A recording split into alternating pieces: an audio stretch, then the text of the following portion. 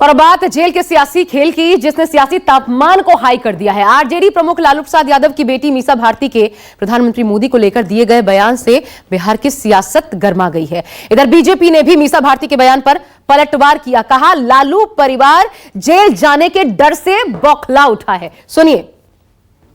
वो हमारे परिवार पे आरोप लगाते हैं भ्रष्टाचार का। जानते हैं कितना बड़ा भ्रष्टाचार है। अगर देश की जनता ने कहीं हमें मौका दे दिया इंडिया गठबंधन को, तो प्रधानमंत्री से लेकर के जितने भी भाजपा नेता हैं जेल के अंदर बंद हों।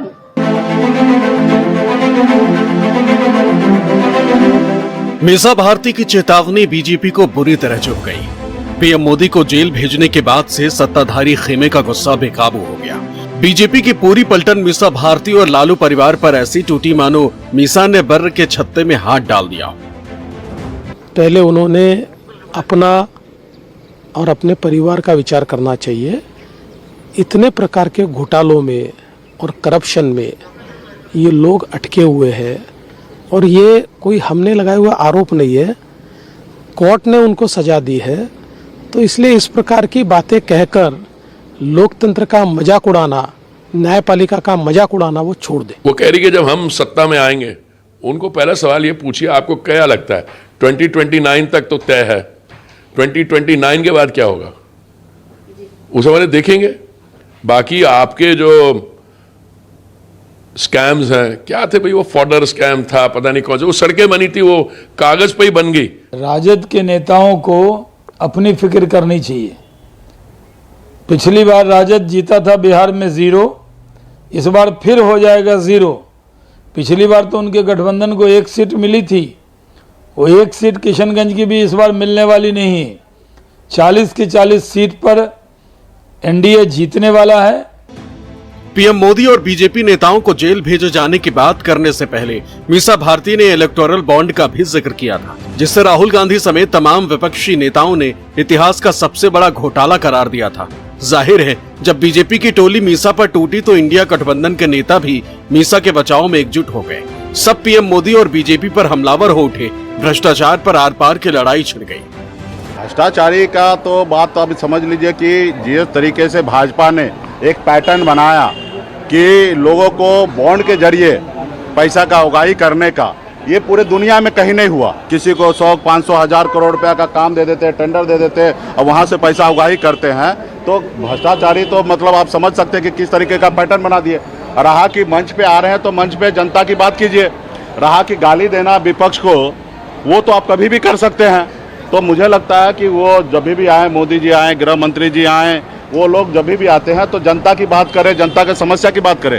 रहा कि विपक्ष को गाली देने का, वो तो कभी भी दे सकते हैं, उनको परेशान करने का वो तो कभी भी कर सकते हैं। तो इसके लिए निश्चित तौर पे जब वो लोग बदले के भावना से जिस तरीके से काम कर रहे हैं, निश्चित तौर पे गलत जो वो लोग भी कर रहे हैं, आने वाले समय पे उन लोगों को भी देखा जाएगा और न्याय किए कराया जाए। अगर एक तरफ भारतीय जनता पार्टी और एनडीए में इस चुनाव में बहुत डेस्परेशन, फ्रस्ट्रेशन दिखाई पड़ती है, तो जाहिर है, स्वाभाविक है कि ऑपोजिशन में, यूनाइटेड इंडिया ब्लॉक में या फिर ऑपोजिशन के जितने बड़े बड़े नेतागण हैं या पार्टियां, उनमें आपको एग्रेशन दिखाई पड़ रहा है। और ये ठीक है, क्योंकि अब जो है उनकी धन शक्ति का, उनकी प्रचार शक्ति का, उनके जो डेस्परेशन में, फ्रस्ट्रेशन में, ये जो उनका इरिटेशन है, उसका जवाब तो अभी फिलहाल एग्रेशन से ही दिया जा सकता है। जो इंडिया गठबंधन है 30 लाख रोजगार दे रहा है, उसमें उनको तुष्टिकरण दिख रहा है। किसानों की आय दुगनी करने की हम बात कर रहे हैं, हम एमएसपी लागू करने की बात कर रहे थे, इनको तुष्टिकरण नजर आ रहा है।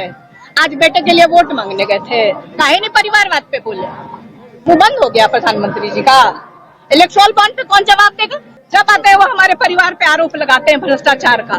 जानते हैं कितना बड़ा भ्रष्टाचार है।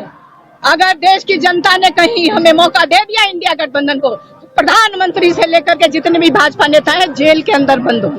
हमारी जो सरकार काम कर रही है, एजेंसियां पूरी ईमानदारी से काम कर रही हैं और प्रधानमंत्री ने बहुत साफ कहा है कि भ्रष्टाचार पर कठोर प्रहार निरंतर चालू रहेगा। मैंने तो आपसे कहा कि वो इस टिप्पणी के द्वारा अपने पिताजी की प्रतिज्ञा को हास्यास्पद बना रही है।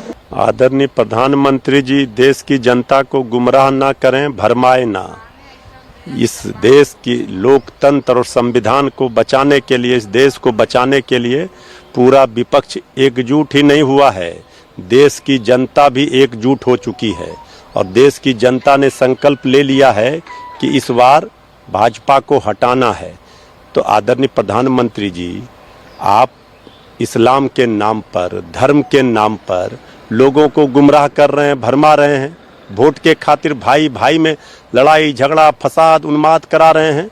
ये सब अब नहीं चलेगा। अब काम की बात, मुद्दे की बात, रोजी रोजगार की बात, शिक्षा स्वास्थ्य की बात, महंगाई की बात, इस पर ही जनता वोट करेगी और आपसे 10 वर्षों का हिसाब मांग रही है। बिहार के 40 सीटों के लिए 7 चरणों में वोटिंग होगी, जिसमें 19 अप्रैल को होने वाले पहले चरण में औरंगाबाद, गया, नवादा और जमुई में वोटिंग होनी है। पाटलिपुत्र लोकसभा सीट पर 7वें चरण यानी 1 जून को चुनाव होगा, जहां लालू यादव की बड़ी बेटी और राज्यसभा सांसद मीसा भारती तीसरी बार अपनी किस्मत आजमा रही। पिछले 2 चुनावों में वो इस सीट पर बीजेपी के रामकृपाल यादव के हाथों मात खा चुकी हैं, लेकिन इस बार उनका दावा है कि बिहार में बीजेपी के खिलाफ लहर चल रही और यहाँ की सभी 40 सीटें इंडिया गठबंधन के खाते में जाना तय है। सौरभ कुमार, पटना।